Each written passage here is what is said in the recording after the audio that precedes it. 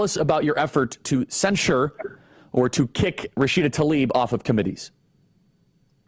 Well, I introduced the censure resolution last week, Charlie, and it will be brought to the floor for a vote this Wednesday at around approximately 6:30 p.m. But here's why it's so important for me to talk to you today. We need some more courage in Congress, and some of my Republican colleagues feel like they may not have the stomach to censure anti-Israel, anti-America, pro-Hamas, pro-terrorist Rashida Tlaib.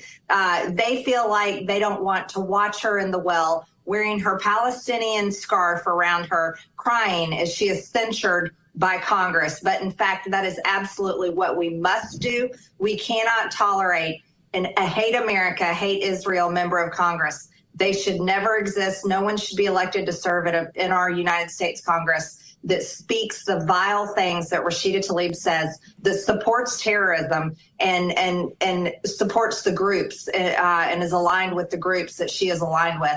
So the censure resolution must pass, and I need your listeners, I need your viewers to call all my Republican colleagues and tell them to vote to censure Rashida Tlaib. So just remind our audience specifically, what has she said that is worthy of a censure?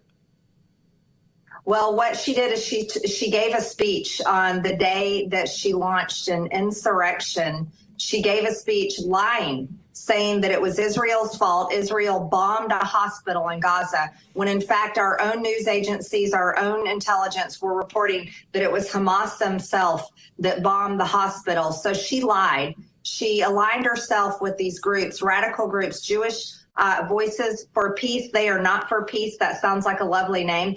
But the ADL, in fact, calls them an anti-Semitic, anti-Israel hate group. And if you were labeled that way by the ADL, then we know that you are a serious extreme leftist communist organization and, in fact, a real hate group.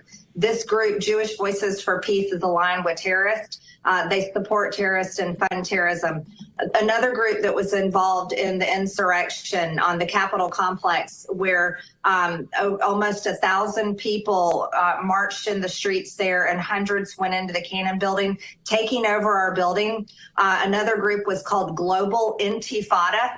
Intifada means Arab uprising, Arab rebellion, or jihad. And this is the group that Rashida Tlaib was with when she gave the speech that same day, right before the group marched on the Capitol complex and came into our building, taking over, refusing to leave. And so this is extremely radical. This is terrifying, Charlie. I want to remind you, this happened on the same day Hezbollah declared a day of immense anger. They wanted a worldwide day of immense anger. They were calling for terrorism. They were calling for protests, calling for violence all over the world on a day of immense anger. And Rashida Tlaib organized with that group, and they did protest, and they did an insurrection into our Capitol complex, stopping Congress and stopping the Senate. So this is just a fraction. She's also has an extreme record of anti-Semitic language, but speaking out against Israel. She supports BDS.